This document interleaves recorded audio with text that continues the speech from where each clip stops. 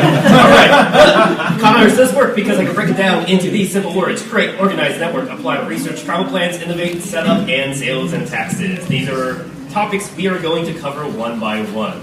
The first thing I think is going to be a given. We're going to quickly go over this, but you should already be an artist. This is not an art panel. We assume you already have art and you're trying to get your art out there. So be motivated with your art. If you have something you want to sell, an idea, get on that and then start working your way out. Be very, very organized because when you're doing this, whether it's going to be a full-time, part-time, or just a casual thing you do, you are dealing with money, and the government is going to want to know. It's good to keep track of inventory, that type of stuff. For example, here are some of my notebooks I use to keep track of my badges. It's very, very crazy. You guys have crazy notes like that? Somewhat. Not that crazy, but I do at least show what I'm selling at each con, so I know what to bring next year. Yeah.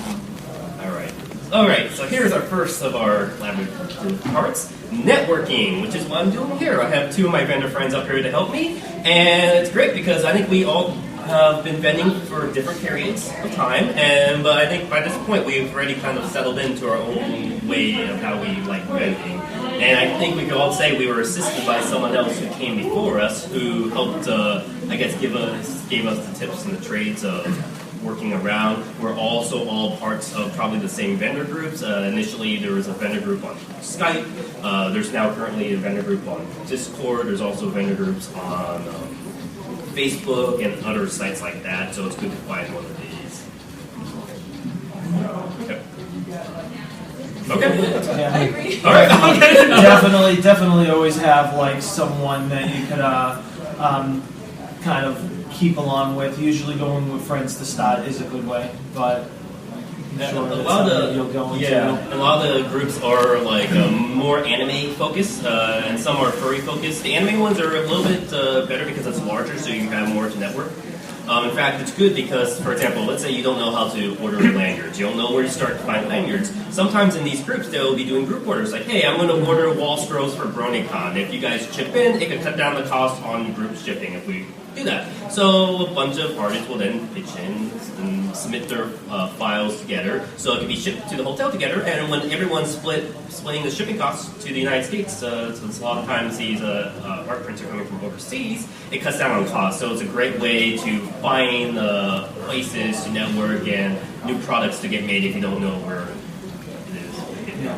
You'll always find someone selling something. Like if you walk around the vendor hall, you'll see people that specialize in things, and they're usually the go-to. And obviously, you network along with them. They're always happy to be like, yeah, because if I cut down on costs, if you cut down on costs, so do I, and it helps a lot. In fact, you'll notice most of the vendors in the vendor hall, all the wall scrolls and dockies look exactly the same dimensions and material because a lot of them do network with each other and share the same docky makers and wall scroll makers, again, cutting down on costs. It's kind of funny to see when something new approaches, you can tell because maybe enamel pins are suddenly popular and then you'll see them spread through the vendor hall like a plague. All right.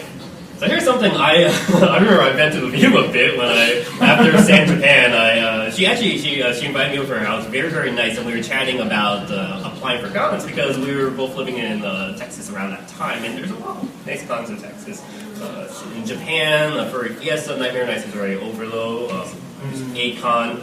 But we were kind of talking about how the application system has been weird. In fact, a year ago, if I did this panel, I would have said, hey, I think I've broken the con game, I've broken the code, because for the last 2 years, every single con I applied for, I got in. The last 2 years, I've been doing about 20 cons a year. That's almost 2 cons a month, and every single con I applied for, got in right away. For 2019 coming up, I'm applying for these exact same cons, and all of a sudden I'm being waitlisted, full, denied, and it's like, what's happening? It's because everyone is realizing, hey, we can make money vending at cons, so let's move in the game. So a lot of times you even see not even artists selling, it's people who hire artists to draw art for them, or resellers, or mass market manufacturing people. So it's harder to get to these cons. But to kind of stay ahead of these things, that's why you join these networking groups, because most of the time they'll say, hey, this con is opening applications in May, please apply by this time. So it's a great way to know. It's like, hey, I didn't even realize this con was happening now, let's go apply for it. But there are three main types of applications processes, and I'm going to explain them briefly one by one, and we can try to talk about which ones we like. So the first one is the first come first serve system. So back when in the 60s, when Comic Cons were a thing, actually it was a jury system. So most of the Comic Cons wanted professional comic book artists in their artist alleys because they were like having extra guests of honors to the con. You want to go to the con to see your favorite comic book artist. So they would normally ask you to submit a portfolio or resume so they could look it over and see if you're well vetted for that con. Of course, now that thousands and thousands of people are applying for like 300 spots and you only have a few volunteers, it's impossible to look through them. So most cons in the 90s shifted to what's called the first come first serve. Now this is very, very popular with anime cons. First come first serve assumes that only the most dedicated artists will want to attend the con and put their application in first. Well, that might work back in the 90s when the internet was slow and mailing was took a little bit longer, but now that everyone could apply for the applications on their phone, the second it opens, you have 3,000 people applying for like 20 table spots, that's going to crash.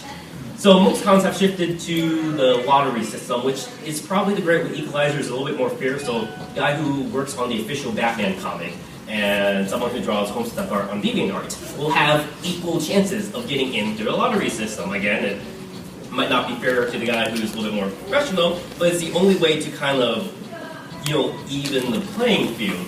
And I guess a good way to compare it is, imagine airline company choosing pilots for the plane. So the first one, the juried system, well, it might be fine if you're vetted by a jury of your peers, but most of the time it's a group of volunteers who personal opinions come in. It's not really consistent opinion, so it's like, hey, you might be a pilot with an impressive resume, but this pilot has a novel idea of flying with astral projection. I think I want to try that out. So they want to try weird things like novel approaches, so you might not be picked. The second one, the first come, first serve, the first pilot to get in the cockpit gets to fly the plane, even if he's not a pilot. First person in the cockpit gets to fly the plane. And the last one's a lottery system. All right, everyone who wants to fly this plane, put your name in a hat and we'll pick your name. So as you can see, all three systems are kind of broken, and we saw it as a perfect example. This year, Anime Expo, largest anime con in the United States, the system crashed within 3 seconds of opening. Even Furry Fiesta, which normally used to do the first come, first serve process, it was a relatively small furry con. I think it's now about the 5th largest furry con. Their system was already filled within 1 minute and 40 seconds. So, yeah. Anime Boston has a notorious thing for that. They have an average attendance of 24,000, and about 200 vendors could fit in there, and it's quite literally, if you don't have your time stamped at 1 minute and 45, you're not getting in the vendor. They're still using the first come, first serve system, which I think is ridiculous for larger cons, honestly. A similar system, right? Yeah, well, I think they're mostly a juried system now. Yeah, it's jury. Yeah.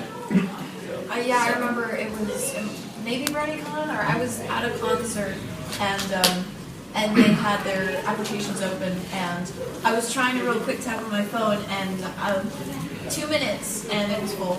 Yeah, now they give more time, luckily. Yeah, I think most Ponycons, because they're smaller, easy to vet, and they already know the artists who are like already staples of their vendor halls. Like we know we need the Thai guy, we know we need hero cards and the Docky person. So they know the subset people. But for cons that are larger, like anime cons, furry cons, and comic cons, it's kind of hard to keep track of all these people. Everyone has figures. So tips I'll give you: if you're applying for a jury system, they normally have the window open for 2 weeks to 1 month. So don't apply right away. Apply when you think your portfolio is at its strongest. So if they might be looking for something. So for example, if a con is going to do, let's say, pirate theme. If you have extra pirate art, by the time you apply, then you're looking better. So you have that extra window to get things done. For first come, first serve, I recommend if they have, sometimes they have practice run forms, so you know what to fill in. Get all that information ready to go on another Google document or a word processor document. So when it opens, have an atomic clock running, so you know the moment it opens, you can quickly copy and paste everything over. Or just get the biggest chunk of information and type really fast, except that one Control-C going. Sometimes they force you, sometimes it forces you to fill it out, sometimes you could re-edit it, sometimes you can't edit it. For example, Anime Expo's system uses Eventbrite. So basically, the first one to fill it out, the first one to click open is the one who gets in. It locks everyone else out. While Furry Fiesta, for example, uses Google Docs. So basically, first person press send. So you could actually fill it all with gibberish first, press send, and go back and edit it. I didn't even know that until after I applied. Yeah, You can run a bot. Yeah, and then the lottery system. Some cons, it's against the rules.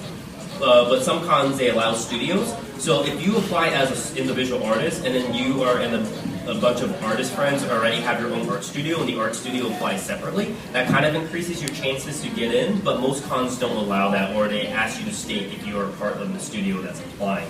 But having other friends to apply helps. But again, you can't transfer a name to you, so make sure that when you do apply, you have your one good application, and your friend who is also a vending artist has another application, and most of the time they'll review you.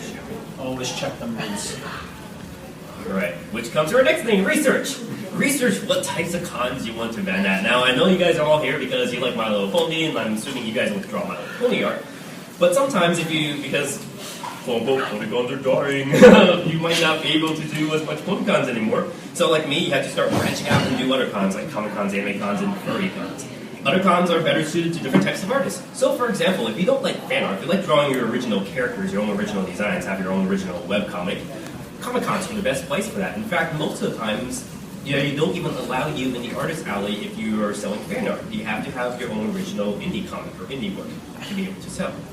Anime cons are where the fan art is very, very popular because anime cons are based off the structure of Comic Cat. In Comic Cat, it was a giant dungeon, Dondenshi hall. Dondenshi is fan comics in Japan.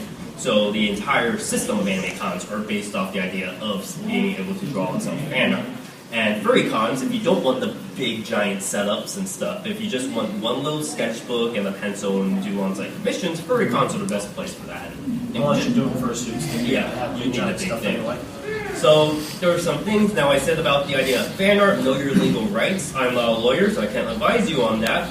But do look up the definition of transformative art, and it's not always what you think because satire and parody will not always fly. For example, I was at San Japan this year, and a lawyer from Funimation walked up and gave me a slip because I had one piece flag in one of my pictures, and they had me take that down. So even at anime cons, they do have lawyers walking around looking at that. So know your legal rights if you're attempting to do something like that. That's why I always try to keep your art like half fan art because that's what you know people like, and half original art so you can at least keep that balance. And also know the laws of the convention you're the state you're vending at, because the rules for a California convention will be very different from the rules for a Maryland convention, for example. And also know the restrictions on table space. Some cons will not allow you to go very, very tall. Some cons will allow you to go as tall as you want. So make sure you understand that. Right. What's about that? I have something, Yes, sir. and it left me as soon as I had it. Yeah, cons are fun. I noticed, so for example, every single major metropolitan area is going to have these types of cons. There are always going to be a furry con, sometimes a PonyCon. Back in the heyday, there was always a PonyCon. There would be a multimedia convention, which is normally the largest types of cons, a Comic Con, and an Anime Con. So for example, when I was living in Washington, D.C., Baltimore area, you could see that most of the cons, the types of cons fell within very predictable attendance ranges based on the amount of attendees. In fact, I looked at 3 major metropolitan areas, the Dallas-Fort Worth area, Chicago, and Atlanta, and all of them have their own furry con. Some have a Brony con and some don't, but they all have an anime con and a multimedia con. And you can see the multimedia con, Fan Expo, for example, or C2E2 and Dragon Con, it would be in the around the 70,000 to 100,000 range. So these are going to be the large cons. It might be harder for you to stand out if you're going to these types of cons, but there's also a chance you'll have a lot more attendees walking by your booth. Anime cons, for example, for these larger areas will fall around the 30,000 range. You can see that with A-Con, Anime Central, and Anime Week in Atlanta, that fall perfectly within that range. Furry cons are a little bit smaller. Most of the times they're under the 5,000 range, and that's where you have Furry Fiesta, Midwest Fur Fest, and Furry Week in Atlanta. And Ponycons, you never normally see a Ponycon over 1,000, except for Babs, Everfree, and BronyCon. But expect the Ponycon to have about 500 to 1,000. But that's kind of a rough estimate, and it's kind of consistent throughout the United States.